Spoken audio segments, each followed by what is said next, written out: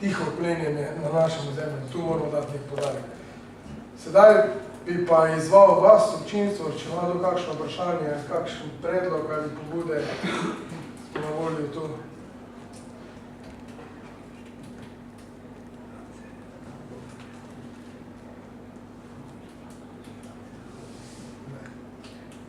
Če ne, še zadnje vprašanje gospodu Jerneju Rediku. Kako vidite vzpostavitev novih kmetijskih zemljišč, na kakšen način, kakšna priložnost? Jaz bi želel nadaljevati od tega, kar je Klemen povedal pred mano. Res je, nimamo ne aktivnega kmeta, nimamo ne družinske kmetije. Dejansko aktualna oblast sploh ne ve, kam bere s politiko skupaj.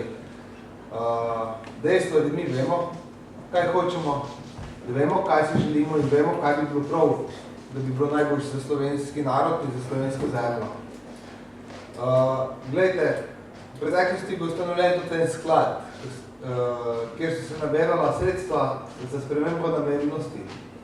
Dejstvo je, da je kmetijstvo prioriteta vsem slovenskim politikom, dokler ne prije trgovina, nek močen privatnik, ki želi zgraditi 20 hiš na nekem območju in kaj podobnega.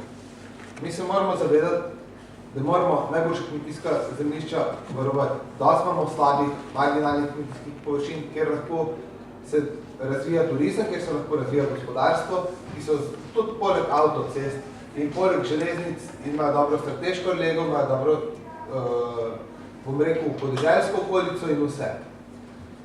Kar se tiče pa spremembe najboljših kmetijskih zemljišč oziroma vzpostavitve novih kmetijskih zemljišč.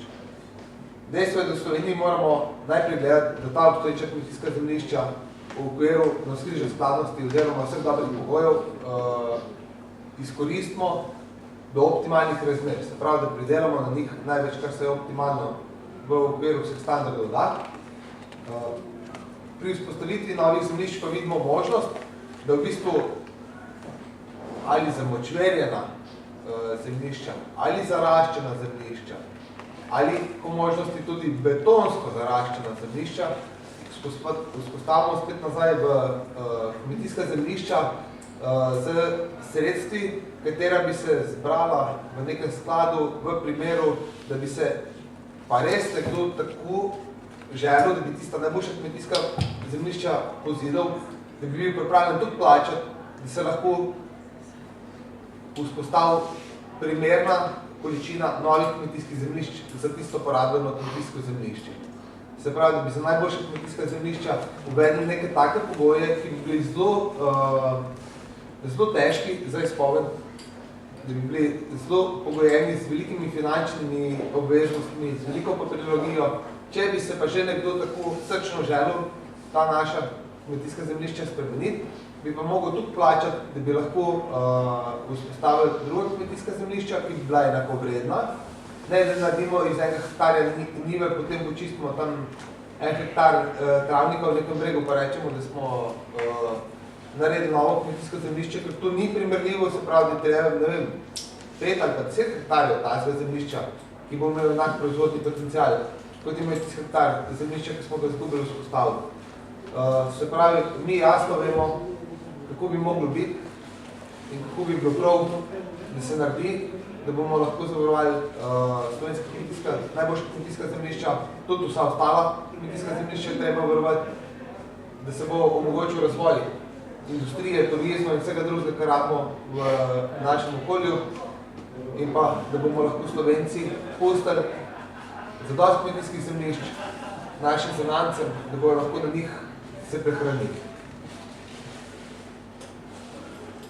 Če vzamem, gospod Redek, dejansko v teh letih, glede na to, da smo zgubljali, smo po drugi strani na samem evropskem trgu tudi pridobila mehanizacije, ki omogoča spostavljanje na slabših legah, na slabših področjih, nova kmetijska zemljišča. Sam osebno vidim, predvsem okoli nas je ogromno neplodnih zemljišč pod raznimi daljnovodi, plinovodi, mogoče tudi kakšno močvirje se bo dalo prilagoditi, če ne bo prevelikega vpliva to, kar je bilo danes tudi povzetko rečeno.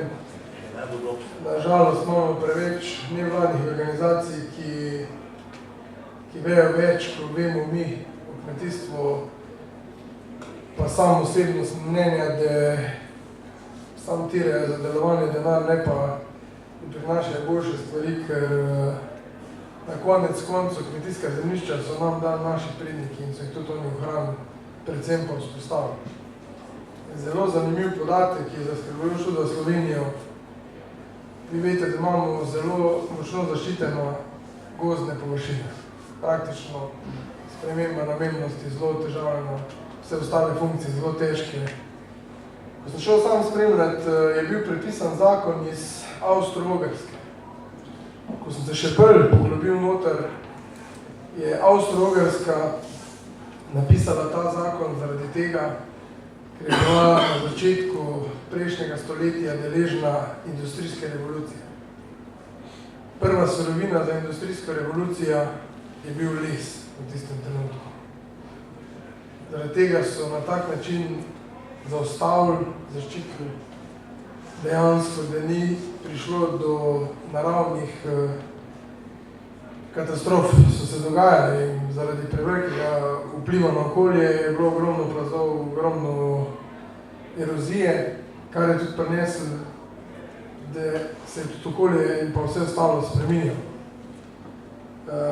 Dejansko v Avstriji so se področja sanirala, ampak zakon še imajo kar tak močno. Tudi v Avstriji je ogromno vprašanj, a je treba taka močna zaščita. V Sloveniji je zelo velika priložnost s tem, da moramo vedeti, ne vem, na podatku, ki ga danes spremljamo, Pokljuka je 1905. leta bila 13% zaraščena, danes je več kot 80%. To je tisti, ki je mogoče že v tistem času prinesel pridelavo in pa samo industrijo, tudi samo pogozdovanje za smreko in pa tudi so področja, ki so se izselili, ki je, ne vem, iz 7 kmetij je še ena, pa še tisti pretide bo se zapustila. Mogoče nekomu, nekim nevladnikim, nekomu to paše, da imajo divino, paše jim, da imamo medveda v Spodnji Savinjski dolini, ki ga ni bilo v preteklosti. Ampak dejstva so pa jasna. Kot je Jernej povedal, mi smo na 830 kvadratih, da imamo točen podatek. Evropski minimum za zagotavljanje samooskrbe prebivalstva je 900 kvadratov. Ena izmed strategij, ki bi mogla biti, je pridobivanje novih kmetijskih zemljišč, hkrati z ugodno kmetijsko politiko, povečevati samooskrbo, ki je temeljna. Moji predhodniki, prej bi gospod Oman omenil tudi prvega ministra. Gospod Osterc je povedal, da je druga najbolj pomembna tema pri osamosvajanju je bila samooskrba. V tistem trenutku je Slovenija imela za 1 mesec pa pol hrane. Če bi se meje zaprle, bi bili mi tako Švica. Vsi verjetno veste, v drugi svetovni vojni se je Švica kopala v zlato skoraj, pa so odlakote pomirali. In če čemu, bomo mogli, tako je gospa direktorica tudi rekla, pa dosti predhodnikov, morali bomo pokazati tisti nacionalni interes pri ohranjanju, pri vzpostavljanju, ker samo nacionalni interes in pa prava kmetijska politika, zemljiška kmetijska politika bo ta pripeljala do vzdržnosti kmetijstva in pa do ohranjanja naravne krajine. In želim si, me ne preseneča, dajte, ko sem pregledoval podatek, pač imamo nažalost ta vpliv bivšega sistema. In vladajoča politika je na koncu nek ostanek tega. Nažalost, na našo žalost, smo edina evropska država, ki nimamo desnega kmetijskega ministra. Imamo to srečo, da imamo najbolj levega. Vsi pa vemo, da tradicionalno je kmetijstvo in pa pogledi na kmetijstvo, glede na to, da je težka panoga, desno usmerjeno in želim si, da bo na prihodnjih volitvah se to spremenili določenim je za svojimi dejanji in pa obljubami, po mojemu mnenju, čas potekel in mi si želimo, da iz besed preidemo v dejanju in da pokažemo neke akcije in tako je bilo med našimi vsemi govorniki danes izrečeno. Besede ne štejejo, dejanja štejejo, moramo nekaj spremeniti. Če se na koncu navežem, moramo tudi našim naslednikim nekaj pustiti.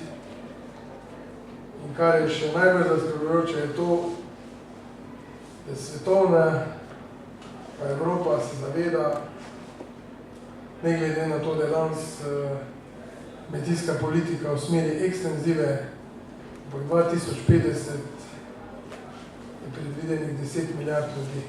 Mi bomo mogli nekako nahraniti, mogli bomo nekaj spremeniti. Jaz mislim, da bo iz te ekstenzive bomo v prihodnje tudi prišli v intenzivo, predvsem spodbujeno z proizvodno vezanimi plačili, verjetno, razen, če bo prišel do kakšne druge zadeve. Žal mi izgubljamo, Avstrijci so pokurili les, nam ga lobadra odnaša, mogli bomo nekaj storiti in jaz si želim, da bomo skupaj z enim dobrim dialogom, z dobro kmetijsko politiko, predvsem pa na začetku z novo temo, ki se bomo na naslednji okrogli mizi srečali, pa to strategija slovenskega kmetijstva. Ja, lahko dam besedo, jaz mislim zaključiti, pa gospa je predvali gosta, pa gospod Ozadnji zaključi. Vem, da zaključujete, vem, da že dolgo traja, pa vendarle mogoče čisto vaš čas mi gre v poglavje ena misel. Govorili smo danes veliko o poprečni družinski kmetiji in tako naprej, ampak glede na to, da smo se v lokalni samooskrbi začeli pogovarjati že par let nazaj pri nas, tudi gospodom Bokovičem smo imeli že eno tako srečanje v naši občini. Pri nas pa vidimo samooskrbo tudi, oziroma ne smemo pozabiti tudi na to, da največ kmetij se je zaprlo tam okrog 3 hektarov, do 3 hektarov. Tudi na te kmetije ne smemo pozabiti, te so nam tudi lahko en velik doprinos pri lokalni samooskrbi in tudi njih je potrebno spodbujati. Tukaj gre bolj za neko dopolnilno dejavnost na kmetiji, tukaj se lahko preživi eden ali dva. Dostikrat so bili spodbudni ukrepi za neke večje kmetije, manjši sploh niso prišli zraven. Jaz pa mislim, da na teh manjših površinah, tam do 3 hektarov se da za spodbudno kmetijsko politiko tudi doprinesti temu, da se tisti, ki so ostali brez služb, preusmerijo pa gradijo na tem naprej. Gospa, popolno se strinjamo z vami. Jaz sem na uvodu povedal, da hektari niso važni. 3 hektare površine vrtnarstva je zelo odločno kmetijsko gospodarstvo. Mi ne smemo gledati na hektare. Slovenija smo tudi fenomen, edini imamo primerljive površine. Strinjam se z vami in nikakor ne izključujemo mi ne največjih, ne srednjih, ne majhnih. Vsi so pomembni, ampak zdržnost bo pa mogel se procent družinskih kmetij, to je pa dejstvo. Bi še nekaj na to dal, ko ste rekli dopolnilne dejavnosti. Glejte, mi imamo zdaj tako finančno ministrstvo predvsem, kar je pogubno za vse te stvari. Dopolnilna dejavnost, če ti ni zaposlen na kmetiji, če ni kmečko zavarovan, se pravi, to je cirka 400 evrov letno treba dati samo za dodatne prispevke. 400 evrov čistega dobička imeti z dopolnilne dejavnosti, pogledajte, kako se jih je zaprlo. Potem tudi mislim, da zdaj bojo še slabši pogoji za normirance iz dopolnilne dejavnosti. Tako da, dokler imamo Vraničarjev za ministrico za finance, ni za čakati in pa Židana za ministra za kmetijstvo, ni za sanjati to dopolnilne dejavnosti. Se bojo samo še zapirajo. Ja, žal, zdaj je to in to se v par letih ne more obrniti. Smer je poguba za te dejavnosti. Žal. Torej, gospodu, v tretji vrsti. Ja, hvala na besedo. Sem Štovec. En predobno Štovec. Jaz sem Štovec, eno dva. Starejši imajo prednost, bo pa vša. Starejši imajo prednost. če tako cenite starejše. Jaz bi rekel, da tistih 10-11 točk, ko je Franc prečital, da so to zelo spodbudno in to treba podpreti. Če se to izvede, je to kar za kmetijstvo nekaj pomeni. Zdaj, če še pa imamo časa malo, pa bi jaz povedal naš primer na naši kmetiji, kak je v 300 letih gratala 50 hektarska. Prvič moram reči, z garaškim delom. Moj sin je zdaj 7. lastnik in tudi on je že nekaj hektarov povečal. Jaz nisem mogel, ker je od leta 50 do 90 je bil maksimum, ni se dalo kupiti. Tistemu dobu nisem mogel, pač pa smo dobri, potem sem zase potem vrnil. Moji predniki pa vsak je nekaj dokupil, nekaj 2 hektara, nekaj 5. To se pravi samo z garaškim delom. In zdaj še bi pa rekel sledeče. V naši vasi je 30 hiš, je bilo 25 kmetov, čistih, 30 metri. Zdaj je samo 10 čistih. Tudi moja kmetija ni več čista, ker sta oba službe. Sin je svetovalec, Sneha pa je spočiteljica. Tako da rečem gospodska kmetija. Velika je pa oba službe. In samo teh 10 kmetov v naši vasi še letos niso videli niti morja, niti Triglava. Vsi ostali so pa že bili nekajkrat na dopusti. To se vidi, kaj pomeni kmet. Kmet samo more garati, če obstajate. Če pa pravzaprav te pa ne more biti pravi kmet. To je vidim v naši vasi, ki je izrazito kmečka vas. Samo 30 hiš in je bilo 25 kmetov, 30 hektarskih. To je malo kjera vas v Sloveniji. Da bi tako malo kmetov, pa tako veliki kmetje bili. In to je se vidi, kdo obstaja. Obstaja samo tisti, ki gara na kmetiji. Poleg tega še pa želim povedati, ko se moj sin mislil ženiti, mi je prav, najbrž bomo mogli krave ukiniti, to bom mleka. Sem prav, pa bomo pač ukinili, samo da Sneho dobimo. In zdaj imamo Sneho pa že vnika, pa nemamo krov. Te je pomalo zašalo tak na kmetijah je. Poleg tega pa vidim na naši kraji v kmetiji, je veliko kmetij, ki so ostali v samski fantje. Stari so od 40 do 60 let. Po eni strani je to fajn, ker zdaj lahko mi, ker še pač imamo možnost skupujami zemljo. Nekdo mora vprašati, da se lahko razvija. To je sicer naporna misel, ampak je vendar resnično. Tole, hvala lepa. Gospod Štrhec, sem zelo dovoljen, da ste malo razbili, ne? A veste, za tisto, ta drugo je podeželska mladina, ne? Vse to ni bila slaba, vi dobro poznate, ker vas sem bil predsednik, pa jaz tudi. Tisto prvo sem pa jaz eno, ko ste glih poroko omenil, žal pa na srečo sem bil tam. Je bila ona boljša, veste, ko vas je moja žena vprašala, kdo bo pa krave pomozil, ste pa rekli, vse morajo vedeti, da je to mlada, kaj ti prišla. Tisto moja žena ni poznala, pa je še dobro. Daj pa to pravim, gospodo, bredo. Ivan Brodja, s kmetijske svetovalne službe, brač pa se tudi kmet, pa član te dobre organizacije, katera je danes organizirala. 35 let delam v svetovalni službi in moram reči, da imam s te ljudi izredno rad. Rad imam kmete zaradi tega, ker so najbolj zdravi del naše družbe. Rad imam te kmete, ker obdeluje zemljo tudi takrat, ko se včasih ne splača. Rad imam te kmete, ker sem prepričan, da dokler bojo še vztrajali na tej zemlji in ne obdelovali. Sem pa izredno žalosten, ker naša država temu sloju ne zaupa. Če bi naša država temu sloju zaupala, ne bi se pohorski kmetje vozili v Maribor, Kočevski, v Ljubljano, službo, zemljo obdelovali, oziroma gozdove pa sekali tajkuni, ki imajo zaposlene Bosance ali pa neka druga državljana. Jaz še imam 2022, ko sem zadnji žobo odločbo, da imam do penzije. In jaz sem že pred 2 letama, ko smo imeli eno okroglo mizo na to temo, rekel, moja iskrena želja je, preden jaz grem v penzijo, želim, da slovenski kmetje sekajo slovenske gozdove, to so ljudje, ki tam živijo, in da tisti kmetje, sosedje, ki imajo državno zemljo, v svoji neposredni bližini, pa morajo hoditi v službo, ali pa so male kmetije, ki ne morajo ali pa zelo težko preživijo, da bojo obdelovali ti kmetje, da bodo obdelovali to zemljo, ne pa tujci ali pa tajkuni, ki so zadeve razprodali. To je moja iskrena želja in upam, da se bo do 2022 uresničila. Upam, da že prej na naslednjih volitvah. Hvala. Tudi naša želja je bila, tudi našega ministra zadnjega je bila, pa jaz to tukaj, da se vrstiš. Bomo delali nekaj. Smo še mladi. Zdaj pa gospod v zadnji. Gospod Kardinal. Hvala lepa. Ne nočem biti zaden, ampak želel sem biti danes tukaj predvsem zaradi tega, da vam nekaj povem. Od malih nog, tako kot moj prijatelj, pa župan, pa poslanec, v bistvu se poznava in imava približno enaka mnenja. Dragi moji kmetice in kmetje, če ne bomo vsi skupaj stopili, pa en gol brsali, potem nič.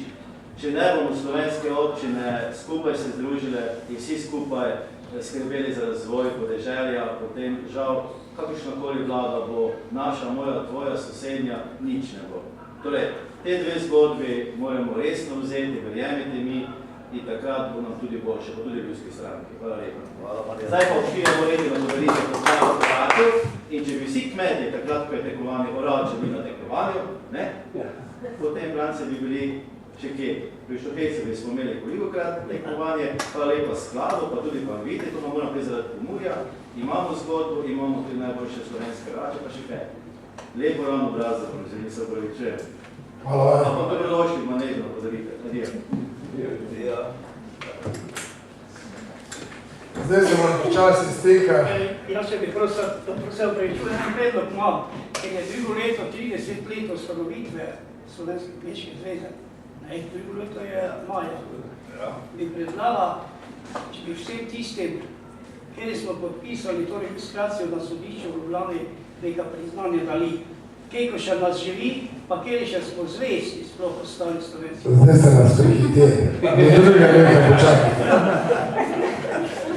Iskreno, bom pa v tem trenutku izkoristil tisto, kar je aktualno, da ne boste, mislim, predvsem starejši, je razlike, tisto rivalstvo, pravijo star, mlad petelj, ampak mi smo podali na vas, saj jaz neosebno. Generalna direktorica je že rezervirala Unionsko dvorano za prihodnje leto. Ne? Sprememba. So nas že zreli do drug? Cankar, kdo moramo zdaj iti? Kaj se ne smeli? Zdaj mu diži. Če pa nimajo parkir placa za traktorje. Skratka, imeli bomo sigurno prireditev 30 let, je lepa. Nažalost, tista predhodnica, slovenska kmečka mladina, ki je bila v Žalcu, tista dvorana propada. Bomo naredili, ne bomo pozabili na vas, bomo pa naredili tudi za vse, ki so pomagali. Na koncu so zgodovinska dejstva, ki nam jih ne more nihče vzeti. In hvala vam še enkrat, hvala vsem, ki ste prišli, vsem govorcem, evropskemu poslancu, kolikor je medijo. Najlepša hvala, se vidimo prihodnje leto ali pa na naslednji okrogli mizi, kot sem rekel, strategija slovenskega kmetijstva je nova tema. Če še pa lahko na kratko, sem pozabil, tudi jaz delam napako, hotel sem reči, bili smo deležni toče, suše, viharjev in podobnih stvari. Vsi, ki imate, apelirite, nobena naravna katastrofa še ni priznana.